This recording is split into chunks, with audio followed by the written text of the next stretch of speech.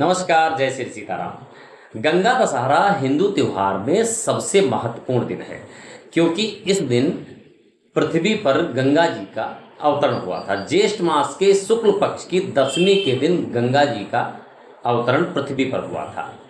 इस दिन किया गया जप तप ध्यान और तर्पण अनुष्ठान, इससे कई प्रकार के पापों का शमन होता है।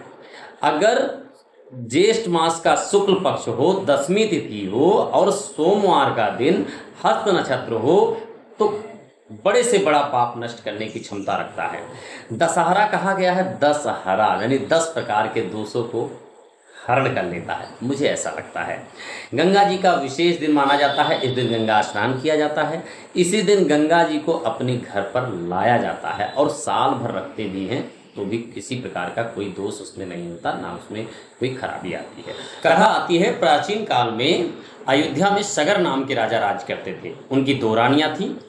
एक के अंशुमान जी पैदा हुए थे, दूसरी के 60,000 पुत्र। राजा सगर ने अश्वमेध यज्ञ किया था। उसकी पूर्ति के लिए घोड़ा छोड़ा गया।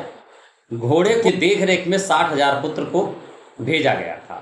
घोड़ा विचरण करते करते कपिल मुनि के आश्रम में चला गया, जहां इनके 60,000 पुत्र भी गए और उन्होंने शोरगुल मचाया। कपिल मुनि का ध्यान भंग हो गया। उनके ध्यान भंग होते ही क्रोधाग्नि में 60,000 पुत्र जलकर भस्म हो गए। उनको देखने के लिए अंशुमान जी अपने पिता की आज्ञा लेके खोजने के लिए निकले।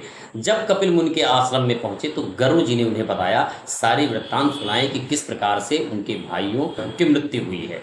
और उसके उद्धार के लिए उन्होंने बताया कि आप जब पृथ्वी पर गंगा जी का अवतरण करेंगे या पृथ्वी पर गंगा जी आएंगी तब इनका उद्धार होगा। इसको घोड़े को लाकर पिताजी के यज्ञ को पूर्ण कराया और सारा वृत्तांत पिताजी को सुनाया। कुछ समय बाद पिताजी के मृत्यु के पश्चात अंशुमान जी ने गंगा जी को पृथ्वी पर लाने का प्रयत्न करना शुरू कर दिया और करते करते वह असफल रहे। अंशुमान जी के पुत्र राजा दिलीप ने भी बड़ी कोशिश की, गंगा जी को पृथ्वी पर लाने की बहुत तपस्या की, लेकिन वह भी असफल रहे। अंत में दिलीप जी के पुत्र भागीरथी जी ने पृथ्वी पर गंगा जी को लाने के लिए घोर तपस्या की। ब्रह्मा जी को अंततः उन्होंने प्रसन्न ही कर लिया और ब्रह्मा जी ने कहा कि पृथ्वी पर लाने के लिए मैं गंगा जी को देने के लिए तैयार हूँ, पृथ्वी पर ले जाने के लिए, परंतु इनका वेग कोई संभाल नहीं पाएगा। शंकर जी के अलावा दूसरा कोई व्यक्ति नहीं है जो इनके वेग को संभाल पाएगा। उन्होंने कहा कि आप भगवान शिव को प्रसन्न कीजिए। राजा दिलीप जी ने भगवान शिव को प्रसन्न करने के लिए एक अंगूठे पर खड़े होकर, पैर के एक अंगूठे पर खड़े होकर तपस्या की और भगवान शिव को प्रसन्न कर लिया। भगवान शिव ने अपने जटाओं, ब्रह्मा जी के कमंडल से जो गंगा जी चली थी, भगवान शिव ने अपने जटाओं में लपेट लिया। कुछ दिन जटाओं में लपेटने के बाद भागीरथी जी ने पुनः प्रयास किया, शिव जी को प्रसन्न किया कि महाराज पृथ्वी पर छोड़िए।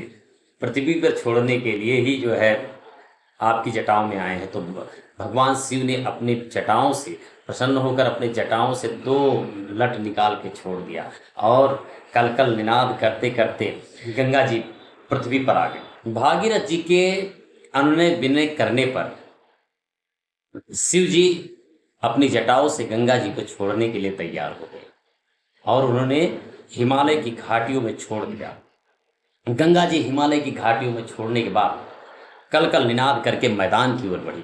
जिस मैदान की ओर बढ़ी थी गंगा जी, वहां जानू ऋषि तपस्या कर रहे थे। उन्होंने देखा कि ये तो तपस्या में बाधक बन रही हैं, तो वो उठा के पी लिए गंगा जी कि ये तपस्या में बाधक नहीं बनने देंगे, अपनी तपस्या में किसी को बाधक नहीं बनने देंगे। उन्होंने गंगा जी को पी लिया और पीने के बाद भागीरथी ने पुनः तपस्या की, पुनः उनसे अनुनय विनय किया, महाराज छोड़िए, इनको मुक्त कीजिए। तो जानू ऋषि ने अपनी जंघा से गंगा जी को जाने के लिए बोल दी है। इसलिए उनकी पुत्री का नाम दिया जाता है, जानवी नाम दिया जाता है कि उनकी पुत्री के नाम से कहलाई है। इस प्रकार अनेक दुर्गम स्थलों को पार करते हुए जानवी कपिल मुनि के आश्रम में, जहां राजा सगर के 60,000 पुत्रों के अवशेष पड़े हुए थे, उनको उन्होंने तार दिया, उनको स्पर्श करते ही वो अमर हो गए। और भागीरथ की तपस्या को देखते हुए ब्रह्मा जी स्वयं प्रकट हो गए और ब्रह्मा जी ने उनको उनके 60,000 पुत्रों को अमृत का वरदान दिया और भागीरथ को वरदान दिया कि आज से गंगा जी का नाम एक भागीरथ के नाम से भी जाना जाएगा और तुम जाके अपने अयोध्या का राज संभालो। ऐसा करके ब्रह्मा जी अंतर्ध्यान हो गए। ये रही कथा गंगा जी के अवतरण की। गंगा जी किस प्रकार से पृथ्वी पर आई, इसमें मैंने बहुत छोटा सा करके सुनाया है। अभी जब इसको विस्तार में बताया जाएगा तो कुछ और भी इसमें निकल के आएगा।